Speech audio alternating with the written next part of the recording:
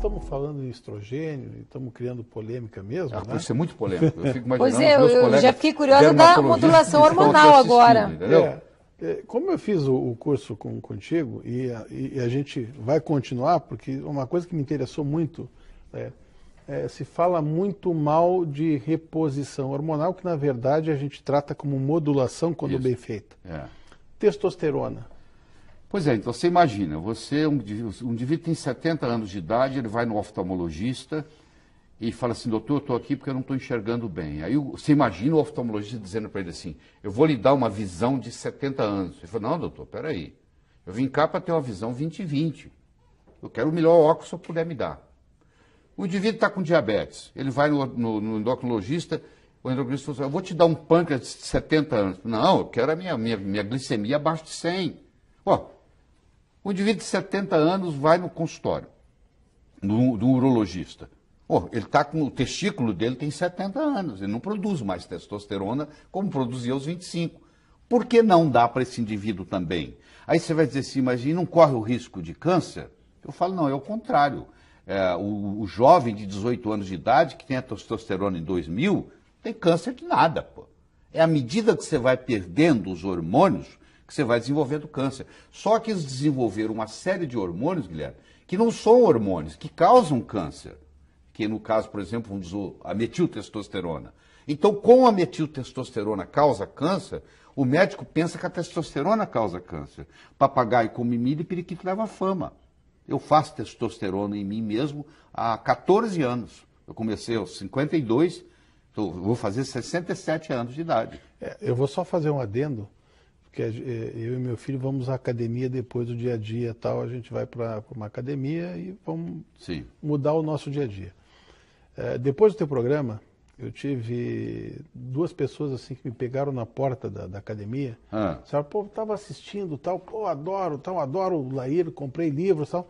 Cara, eu vejo esse cara há 15 anos, ele continua igual. Mas não tem segredo. É a parte nutricional, que infelizmente não dá tempo aqui para a gente estar discutindo, é a parte hormonal, entendeu? E é a atividade física. É uma combinação. Se pergunta assim, qual que é a perna mais importante de um tamborete de 3 pernas? Não tem a mais importante. A atividade física é importante, a parte nutricional é importante, a parte hormonal é importante. Quando você combina as 3 coisas, você consegue fazer o que eu chamo de envelhecer sem ficar velho. Porque envelhecer, Miguel, todos nós vamos envelhecer. A alternativa é morrer antes. Agora, ficar velho, parar de escutar, parar de enxergar, perder autonomia, perder controle esficteriano, esquecer o nome do filho, isso é opcional. Ou seja, as doenças relacionadas com a idade hoje são opcionais. Só tem quem quer. Um brasileiro hoje de 65 anos de idade toma, em média, 6 remédios por dia. Remédios. Ou seja, é doente. É uma pessoa já doente. Ele vai levar, às vezes, 15, 20 anos para morrer. Mas ele já está doente. A testosterona, que é o hormônio masculino predominante, começa a diminuir a sua produção. A produção ocorre 95% nos testículos e por volta de 5 a 7% nas glândulas adrenais. Então, nós chamamos de hipogonadismo primário. O que é isso? O testículo começa a não funcionar como devia e vai caindo o nível de testosterona. E o cair do nível de testosterona interfere em várias coisas. Interfere na própria vida sexual, que tem 5 coisas importantes sexualmente falando. A primeira delas é a libido, é a vontade de ter sexo, que o indivíduo vai deixando de lado, vai assistindo televisão, faz tudo menos o sexo, ele vai ficando no background.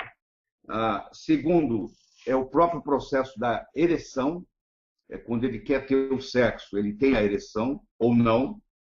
O terceiro é a ejaculação, que quando a testosterona começa a cair, o líquido ejaculatório também começa a diminuir.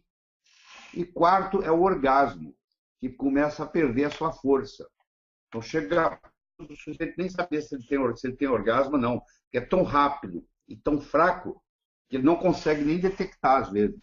Ele tem aquela excitação, mas ele não sabe na hora que começa ou termina o orgasmo por ser fraco demais.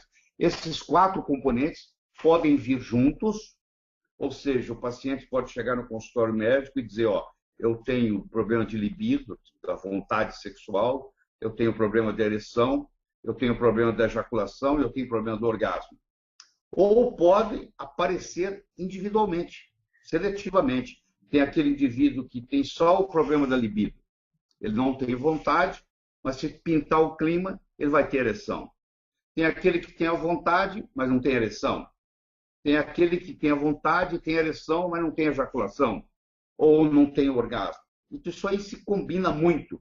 Então, cada caso é um caso, e é impressionante como é que pessoas de 28, 30, homens de 28, 30 anos, já começam a sofrer esse problema. Principalmente se são indivíduos que abusam do álcool, têm uma alimentação precária, faz o uso abusivo de refrigerantes, são fumantes. Então, geralmente, uma pessoa que fuma mais de 15 cigarros por dia vai terminar com problema de disfunção erétil, mais cedo ou mais tarde. Então, quando você faz esse somatório de tudo isso, mais essas toxinas, você vai encontrar indivíduos jovens que já estão, por incrível que pareça, num processo de andropausa. A boa notícia que eu tenho para todos nós é que em qualquer momento você pode reverter essa situação. Não é nada irreversível. Mas se não é tomado nenhuma atitude, se não é mudado o estilo de vida, se não é feito nenhuma modulação hormonal, a tendência é piorar. E aí nós vamos ver a outra parte que eu acho que é mais importante do que a sexual. O coração é o órgão que mais tem receptor para a testosterona. Na realidade, a testosterona é um hormônio cardíaco, porque ela faz o coração bater com mais força, ela dilata a coronária, ela dilata os vasos do cérebro, ela é vasodilatadora. O cérebro não consegue funcionar sem testosterona, o que dá ao homem esse raciocínio tridimensional, esse raciocínio espacial, essa capacidade de determinar onde ele está no espaço. Ele não precisa de GPS para chegar a lugar nenhum, as mulheres já precisam mais. O homem tem essa capacidade de localização espacial mais desenvolvida por causa da testosterona. É a testosterona que fortalece o osso no homem. Então, o homem que não tem testosterona, ele tem um osso fraco, ele tem um músculo fraco, ele tem um coração fraco, ele tem um cérebro fraco. E ele vai no médico e o médico diz, você tem que aceitar isso. Isso faz parte do processo de envelhecer. Isso faz parte da idade. Isso é normal. Bom, pode até ser normal estatisticamente, mas você pode reverter tudo isso. Existem tríbulos ou tribúlulos terrestres, que têm uma atividade muito interessante em estimular o testículo a produzir hormônio testosterona.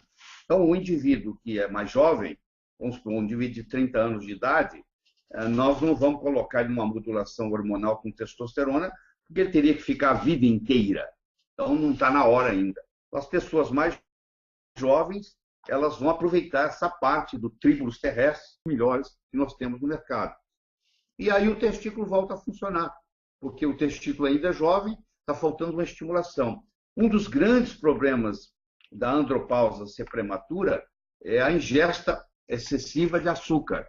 Para o homem, mais do que para a mulher, o açúcar faz muito, nós somos viciados em açúcar, e isso é muito prejudicial. Então, tem pessoas que começam a ter problema de testosterona pelo processo de alimentação, pelo excesso de açúcar, pelo excesso de carboidrato.